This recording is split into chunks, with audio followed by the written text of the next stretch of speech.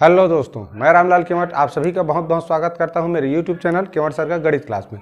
दोस्तों, आज का हमारा टॉपिक है भिन्न के इबारती प्रश्न। भिन्न के यहाँ पर दो इबारती प्रश्न लिया हूं। इन दोनों प्रश्नों को हम लोग पहले पारंपरिक विधि से यानी कि विस्तार से कैसे हल करते हैं ये बताऊँगा। उसके बाद हम इन ऑप्शनों की सहायता से जो 4 विकल्प के रूप में हमें प्रश्न दिए जाते हैं परीक्षा में, इनकी सहायता से कैसे हम बिना हल किए भी, माने पूरा विस्तार से हल किए भी उत्तर तक पहुंच सकते हैं आसानी से। और ये विधि जानना क्यों जरूरी है? क्योंकि हमारे पास जब परीक्षा होता है तो उसमें मुश्किल से 1 मिनट का समय रहता है। ऐसे ऐसे प्रश्न में अधिक से अधिक हम लोग 1 से 1.25 मिनट समय दे सकते हैं, क्योंकि सभी प्रश्न कठिन नहीं होते। तो ऐसे प्रश्नों को हम 1 मिनट से भी कम समय में, अगर भिन्न को अच्छे से समझे हैं तो 1 मिनट से भी कम समय में बना सकते हैं।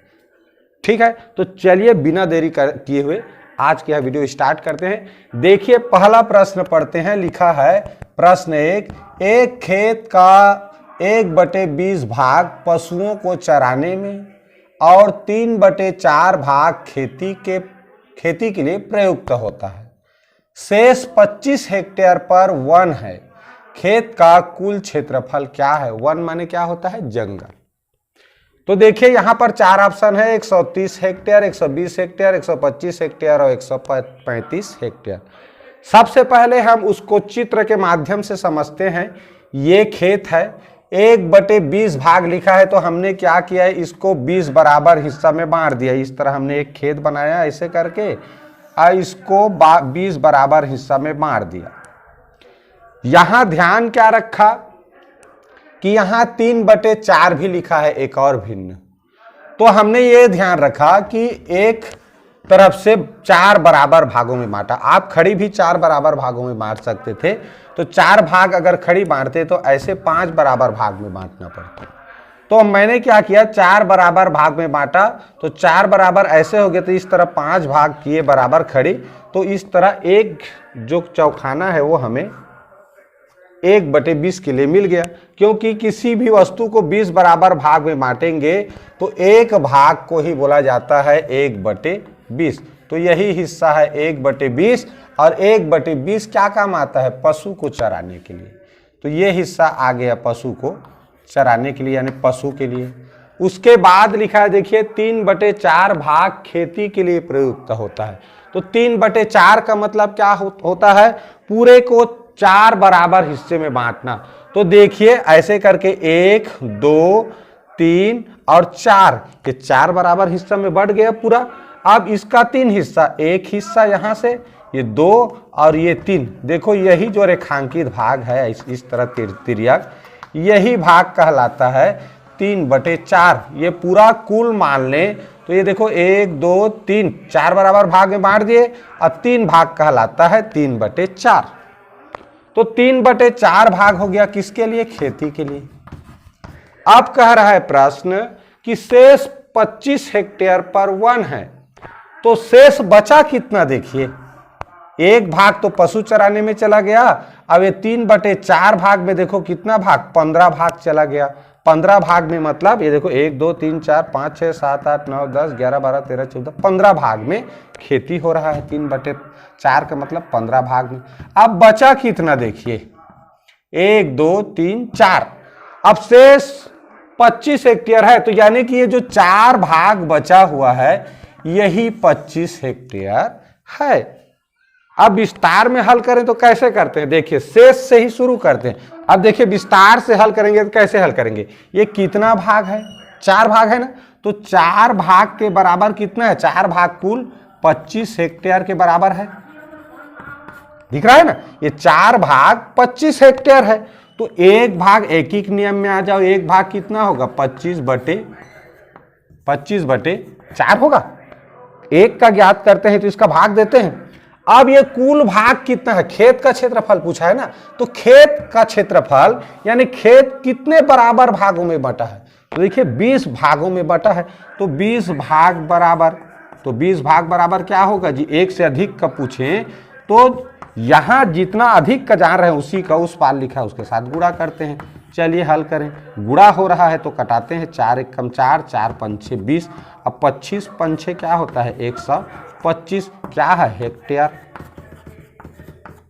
इस तरह आ गया 125 हेक्टेयर। कौन सा ऑप्शन है, सी ऑप्शन इसका राइट आंसर है। समझ आया। अब देखो मैं आप लोगों को बोल रहा था ये वीडियो शुरू हुआ तो हम इसको इस तरह जो नियम है विस्तार से हल करने का, यहां तक जाने की जरूरत ही नहीं है, यही समझ सकते हैं कि इन ऑप्शनों में से कौन सा ऑप्शन सही है।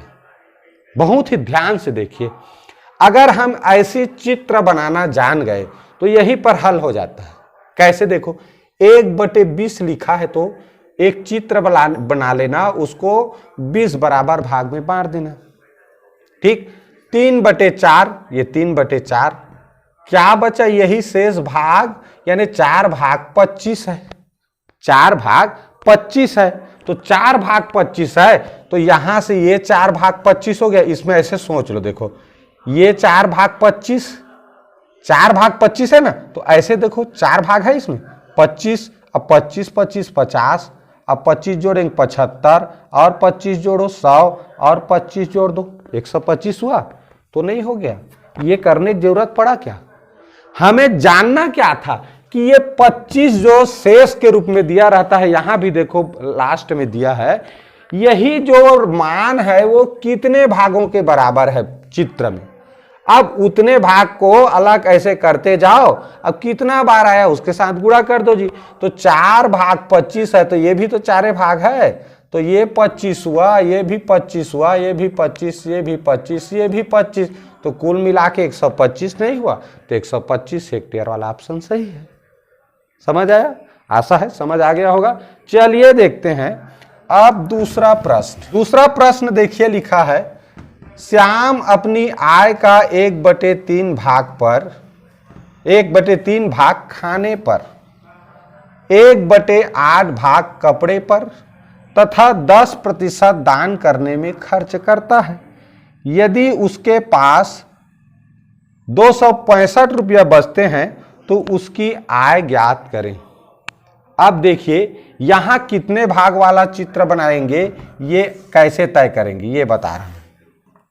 मान लीजिए ये क्या है, इतना उसका कुल आय है, ये कुल आय मान लो। तो कह रहा है 1/3 भाग खाने पर, तो इसको 3 बराबर भाग में बांट दो। 1/3, तो हम एक भाग को इस तरह कहेंगे 1/3। भिन्न से आप लोग समझ चुके हो। 1/3 माने कुल 3 बराबर भाग में बांट दें तो एक हिस्सा कहलाता है 1/3 कहलाता है, आप लोग जानते हैं। अब देखो दूसरा भिन्न, देखो क्या लिखा है 1/8।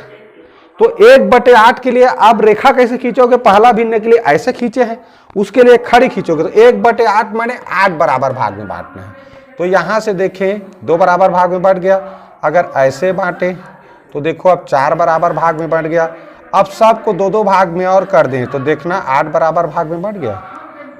ये इस तरह अब देखो हम अब यहां से 1/8 भाग प्राप्त कर सकते हैं।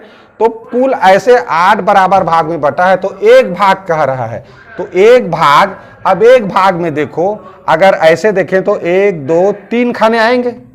एक भाग में 1 2 3 खाने आ रहे हैं, तो 3 खाने, ये तो चूंकि किसका है जी, खाने में है, तो 3 भाग को कुल हमें कलर करना है। तो इस तरह देखो ये, अब यही ये हो गया ना। देखिए कैसे जानेंगे, 1/8, तो 1/8 ऐसे बांटे हैं, ये पूरा लाइन 1/8 है। 1/8 में कुल 3 भाग है, तो कहीं से भी 3 भाग, क्योंकि सब भाग बराबर है तो 3 भाग ले लिए। तो ये इतना जो हिस्सा है वो किस में खर्च किया, कपड़े पर, कपड़े पर खर्च किया। अब पूछ रहा है कि 10% दान करने में। अब बस यही पर थोड़ा सा ये प्रतिशत वाला कॉन्सेप्ट डाल दिया है भिन्न में, थोड़ा सा इसमें मेहनत है। 10%, तो किसका 10%, भाई कुल का 10% होता है। तो कुल देखो यहां कितना भाग में बटा है, कुल कितना भाग में बटा है, 1 8 बराबर भाग में, और ये देखो 3, तो 8 या 24 भाग में बटा है, तो 24 का 10% निकाल लो। तो प्रतिशत 10% निकालना माने 24 का माने गुणा 10% माने 10/100। देखो अब भाग करेंगे 24 को तो क्या आएगा जी 2.4। तो 2.4 भाग को क्या किया उसने, दान कर दिया। अब यदि उसके पास 265 रुपये बचते हैं तो उसकी आय ज्ञात कीजिए, ये कह रहा है। अब बताओ मुझे कुल कितना गया। देखो 2.4 भाग को दान किया, यानी कि ऐसे करके देखें तो 2 हिस्सा, और इसमें का अगर 2.4 का मतलब होता है कि इस तरह आधा से थोड़ा कम ये हिस्सा, और उसका चला गया। ठीक, तो अब देखें 2.4। अब यहां से हमको करना है कि क्या भाई कुल कितना उसने उपयोग कर लिया, ये जानेंगे। अब शेष कितना बचा है ये जब तक जानेंगे नहीं तब तक ये इससे तुलना कैसे करेंगे। तो देखो यहां पर ये कितना भाग है, 1 2 3 4 5 6 7 8 भाग। तो 8 भाग चला गया किसमें, खाने में। 1/3 जो था, जब 8 बराबर हिस्सा किए तो 8 भाग बन गया, तो 8 भाग खाने में चला गया। अब कपड़े में देखो कितना भाग गया था, 3 भाग गया था, और ये दान करने में 10% माने 2.4 आया था। चलिए करें 8 2 10 3 13.4 भाग। तो 13.4 भाग का उपयोग किया। अब तो कितना भाग बचेगा भाई, कितना भाग है ये, 8 या 24 भाग है, और 13.4 भाग अगर घटा देते हैं तो देखिए ये हो जाएगा 6, ये हो जाएगा कुल मिला के 10.6 भाग बचा है। ये जो बचा हिस्सा कितना है, 1 2 3 4 5 6 7 8 9 10, देखो चित्र में भी दिख रहा है। अब ये 4 भाग उधर गया तो 6 भाग नहीं बचा जी। तो ऐसे घटाने से ही पता चल रहा है, यहां भी पता चल गया कि देखो 10 भाग, और ये 4 भाग इधर गए तो 6 भाग बचेगा। एक वस्तु को 10 भाग करेंगे तो 6 भाग, तो इस तरह 10.6 भाग बचा। अब इसी के बराबर क्या है, 10.6 भाग के बराबर ये जो शेष है कितना बचा है, 265 रुपया। ठीक, तो इसी को हमको हल अब करना है। तो देखो 200 कितना, 10.6 भाग बराबर है 265, 10.6 भाग बराबर है 265। तो हमको किसका जानना है, पूरे का।